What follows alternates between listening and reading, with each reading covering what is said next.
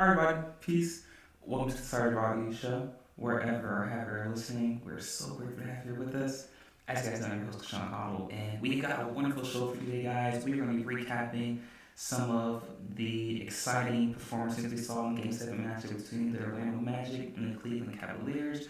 We're also going to discuss as whether or not as a collective, as a viewing audience, we are properly giving Donovan Mitchell the credit he deserves, and whether or not we're placing him in the right category in terms of his status on the NBA hierarchy amongst the NBA greats.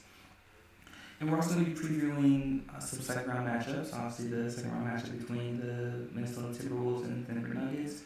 We're going to be previewing that matchup, and we're also going to be previewing the highly touted Eastern Conference matchup between the New York Knicks and the Indiana Pacers.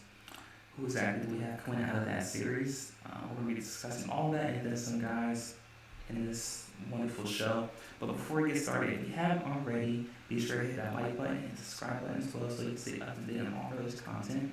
And if you'd like to support our network and our company, you can do so by following the link in the ticker below. It's streamelements.com/sorrybobby-show/tip. Once again, it's streamelements.com/sorrybobby-show/tip. None of this is possible without you guys as fans. So we're so grateful and honored for all the love and support that you show us. And listen, it's a blessing to have this platform to talk about this wonderful game of basketball. And I wouldn't want to be doing anything else. With that being said, guys, let's go and get right into it, shall we? Like I said, it's a wonderful, exciting Game 7 matchup between the Cavaliers and the Magic that happened yesterday on Sunday. And the stars showed up and they showed out. And this was the game where, if he hadn't already, he definitely did now. Donovan Mitchell put the world on notice for how great he actually is as an NBA player. And what Donovan Mitchell had suffered from early on in his career is that he had so much success early on in the playoffs. As we all know, as a rookie in the Utah Jazz, they upset the Oklahoma City Thunder, and they went on to take the Houston Rockets 6 games in that series. And then in 2019, I believe they made it to the second round again as well. And like I said, so they've had, Donovan Mitchell has had ample success early on in his career, and then when he gets to Cleveland last year, they get a matchup with the New York Knicks. Once again, the 4 and 5 seed matchup, and this was the moment where many people expected Donovan Mitchell to be able to lead a team where he was solely and unequivocally the best player on the team to at least a second round, possibly conference finals matchup. And we saw what happened with the Cavaliers that last season. They ran into a much more talented, much more physical New York Knicks team, and that was the series that Jalen Brunson, in his own way, put the world on notice, and people finally were able to see how good Jalen Brunson is. And it seems as if that Jalen Brunson took the pathway that was initially prepared for Donovan Mitchell in terms of being seen as that elite level superstar, possible MVP candidate. A little caveat: last year I had Donovan Mitchell 5th in my MVP voting, but that's neither here nor there. So it appeared as if Jalen Brunson took that mantle from Donovan Mitchell.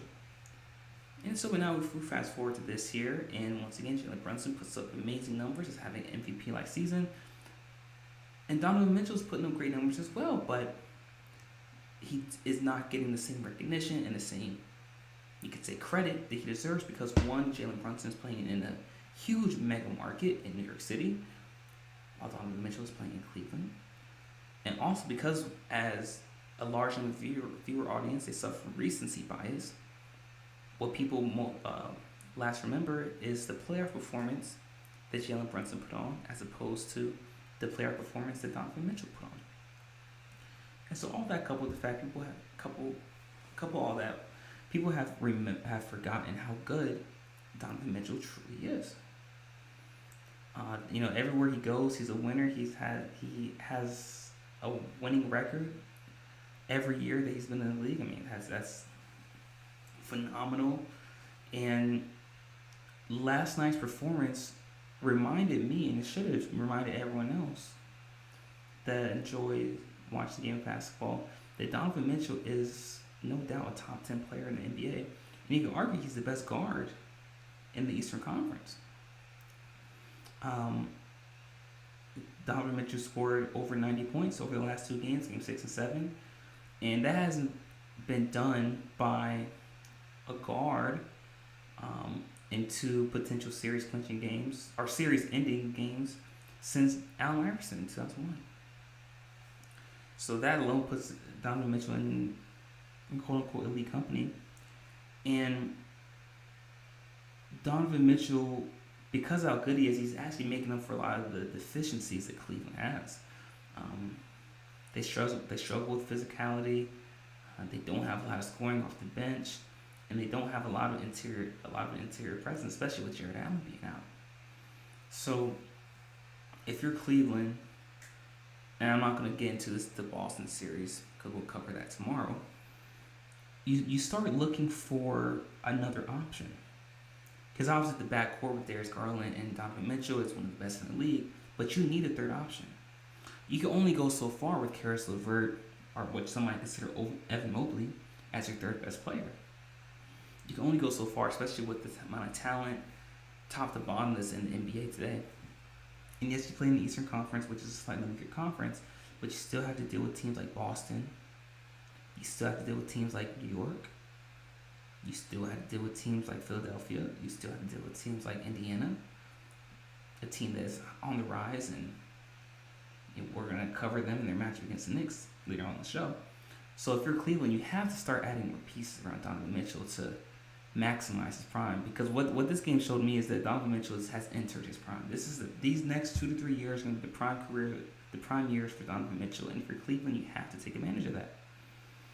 And now the question starts to become, okay, Donovan Mitchell, an elite level scorer, but now he has shown the ability to be a great defender as well, and the way he played defense on Franz Wagner and Jalen Suggs and even Cole Anthony in the series against Orlando.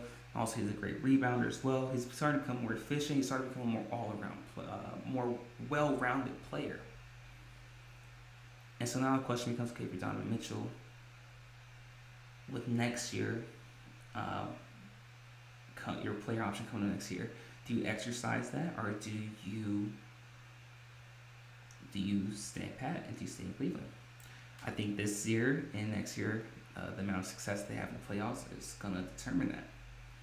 So now the question starts to become, okay, because we're comparative by nature, comparisons allows us to establish order, and as human beings, we bend towards having order and structure, despite what society might tell you.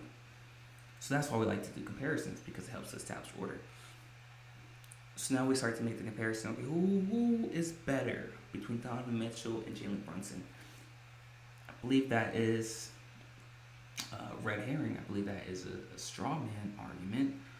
I believe it's a little bit of a disingenuous question, because you have to understand that New York is a more complete team at this time than Cleveland is.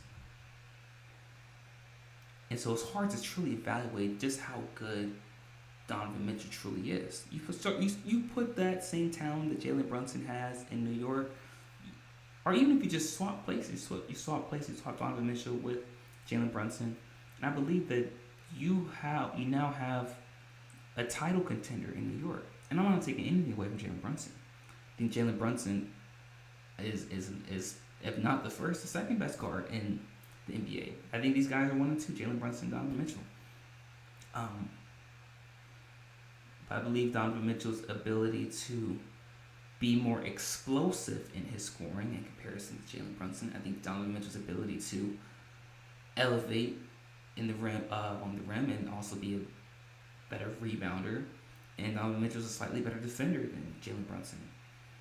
But listen, I mean, at this point we're kind of picking hairs, but just as a viewer of the game of basketball, I believe that Donovan Mitchell at this time is a better player than Jalen Brunson, but I will say that Jalen Brunson is a better playmaker, a better distributor of the ball than Donovan Mitchell, and that's what I give Jalen Brunson credit, and that's where I give him the slight, give him advantage over Donovan Mitchell in that aspect. But overall, I will still take Donovan Mitchell over Jalen Brunson. Because I'm not sure if you put Jalen Brunson on this Cavaliers team, I'm not sure if he's able to get past Orlando. I'm not sure. But what Jalen Brunson has been the fortunate recipient of is that he's had a great supporting cast since he's been in New York. And that's all you can ask for as a point guard. So I'm glad that we don't have to have that discussion about Jalen Brunson. Now I hope to see the front office in Cleveland starts to add more pieces around Donovan Mitchell and Darius Garland. But I'm glad that people are now starting to see how great Donovan Mitchell is. He's an all-star level talent.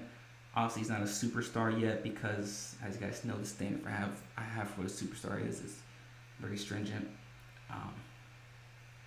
But I'm glad that people are starting to see how great Donovan Mitchell truly is. And like I said, I'm not going to get into this the second round matchup between Cleveland and Boston. I'll save that for tomorrow. I just wanted to use this segment right here to just talk about the excitement and the greatness of Donovan Mitchell and the elite level performance that he put on in the Game 7. So credit to Donovan Mitchell. By the way, this is the first series win for Cleveland since 2018, since LeBron left.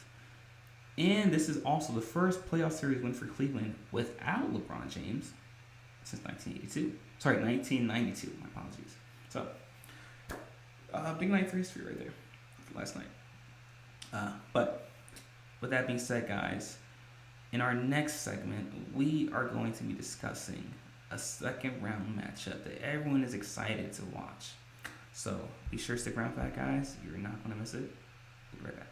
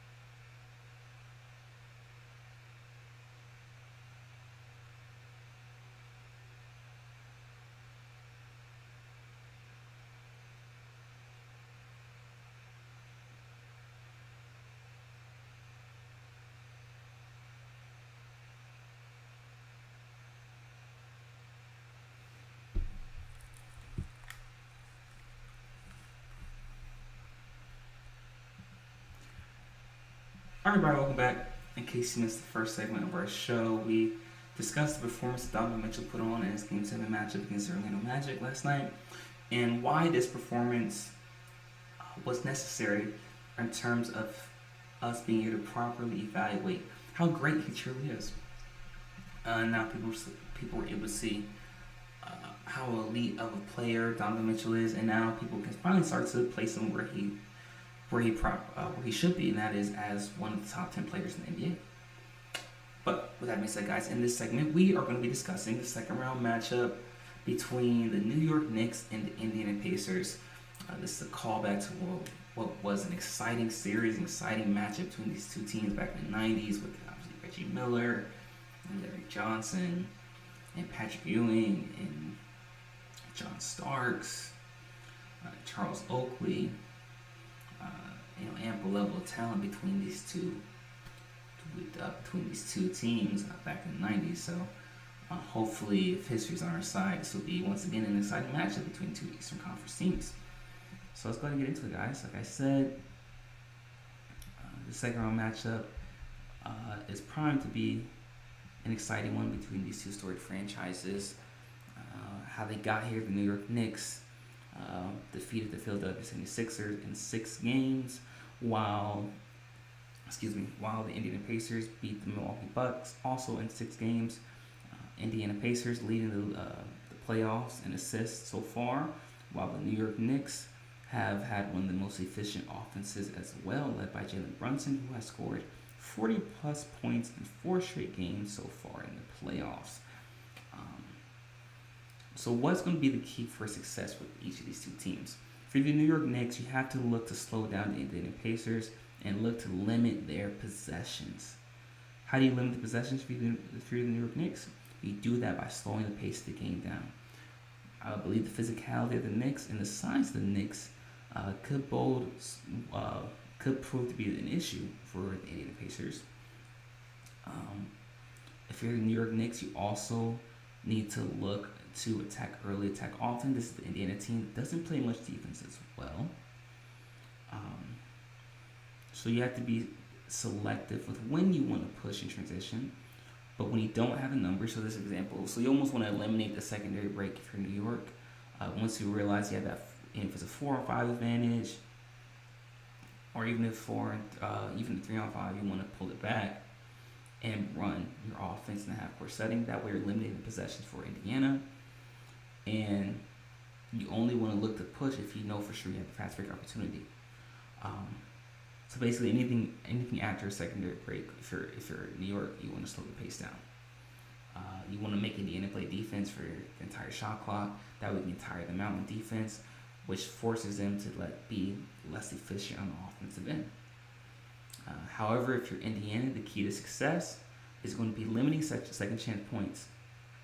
If you're Indiana, as you guys know, the New York Knicks are one of the best rebounding teams in the NBA, especially in the playoffs so far. And Indiana, once again, that's like I said, a team that doesn't like to play much defense, but they won the rebounding margin against Milwaukee, which is why they were able to defeat them. So for Indiana, you have to look to limit second chance opportunities on the offensive glass. For New York, and if you're Indiana, you have to look to push early and push often at all aspects. I'm talking secondary breaks, fast breaks. In any capacity, if you're Indiana, you have to look to push the ball. You have to make the Knicks run.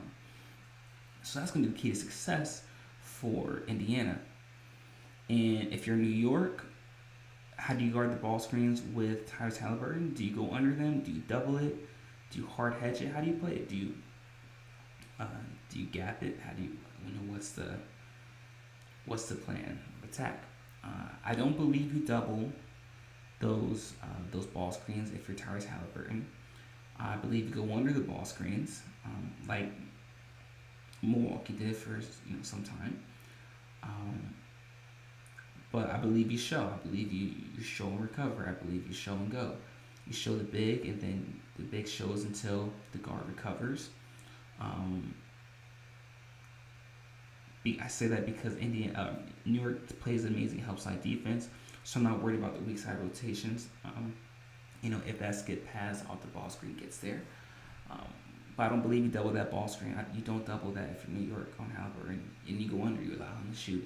If Tyrese Halliburton scores 40 points off hitting jump shots off the ball screen, then you live with that. That's okay. But you don't want to give up that penetration. You don't want to allow Tyrese Halliburton to get to the paint, get into the middle, so that way he's getting those skip passes to the shooters. I don't believe you double it. Tyrese Halliburton. You don't double anybody on Indiana right now. If New York. And if you're Indiana, you have to either say, okay, we're not going to allow the supporting cast to get going for New York. All right, you Josh Hart and OG Anunoby and Dante DiVincenzo and Mitchell Robinson. You either say, okay, we're taking away the role players, or we're taking away Jalen Brunson. One or the other. In college we also talk about how we don't double in college because very rarely are you going to see a player score 40 or 50 points and that be enough to lead the team to a victory single-handedly. Obviously people think about Caitlin Clark, but that's an anomaly. That's such a rare example, and even that we saw that wasn't the recipe for winning at the highest level. So the NBA is a little different because these guys are so talented. These are the top 0.001% of talent in history. So these guys are talented enough for their 60, they're 40, they're 50 to be enough to will a team to victory. So you have to be a little more delicate when making that decision. In college, you could say, yeah, okay, we're not going to double Brunson. If you want to score 40, 50, whatever, go for 40, do it. But that's not going to be enough to beat us. Your supporting cast isn't going to beat us. We're not going to double you. If you're Indiana, though, in this series right now, I do believe you have to double Jalen Brunson. I believe you go in the route if you double Brunson. If you don't allow Brunson to get going, especially in that New York crowd and that atmosphere, you get the ball out of Brunson's hand and you force the supporting cast to beat you. You force the supporting cast to beat you, but you can't allow Brunson to get his 40, his 35. You got to get the ball out of Brunson's hands early, because the earlier you get it out of Brunson's hand, the longer you have to force the supporting cast to make decisions with the ball, and that's when you start to struggle. The longer amount of time you can force the supporting cast in New York to have the ball in their hands, to make decisions and make plays with the ball as opposed to just shooting, then that's going to bode well for success for the Indiana Pacers. So that's the key for success in Indiana. I believe you double Jalen Brunson, get the ball off his hand early, put the ball in the supporting, get the ball in the hands of the supporting class earlier, and force them to make a play. That's going to be the key to success for Indiana. What's my prediction for this series? I believe that the New York Knicks will win this game in 6 games. Will win the series in 6 games. I believe the physicality and the rebounding margin is going to be the biggest key for success to victory for the New York Knicks. And I believe the Indiana Pacers will struggle to get out on the break, because I believe the New York Knicks can do a good job of stopping the ball early and also just limiting possessions for Indiana and get them out of the flow offensively. But let me know what you guys think in the comment section. Do you guys think this is going to be a 7-game series? Do you think it's going to be a clean sweep either way? Do you guys have Indiana winning this series? Let me know what you guys think in the comment section. I'm looking forward to hearing all about it. But in our next segment, guys, we're going to be discussing another second-round matchup, this time in the Western Conference. So be sure to stick around for that, guys. You're not going to miss it. We'll be right back.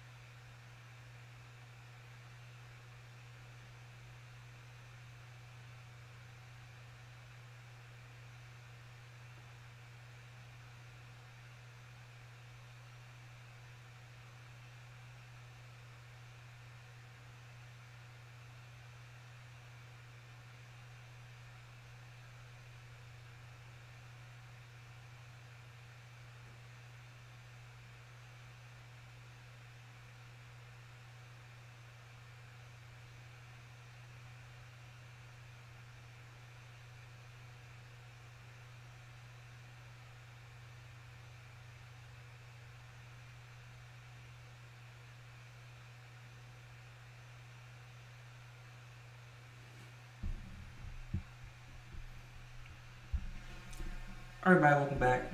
In case you missed the previous segment of our show, we just discussed the second round matchup between the New York Knicks and Indiana Pacers and what's going to be the key to success for each of those teams. And in this segment, guys, we are going to be discussing the highly touted second round matchup between the Minnesota Timberwolves and the Denver Nuggets. As you guys know, See, the Minnesota Timberwolves already won Game 1 of this series, 106-99, led by Anthony Edwards, scoring 30 plus points. Um, and so now people are starting to see how great Anthony Edwards is. Now he's starting to get comparisons to that of Michael Jordan and Kobe Bryant.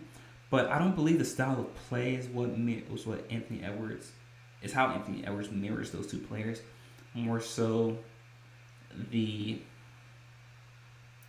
mindset, the attacking approach. I can see the comparisons, but even that is a little bit of a stretch for me, because we have to remember that Michael Jordan, prior to Phil Jackson arriving, when he was still being coached by Doug Collins, was an elite level scorer, and he averaged 30 plus points,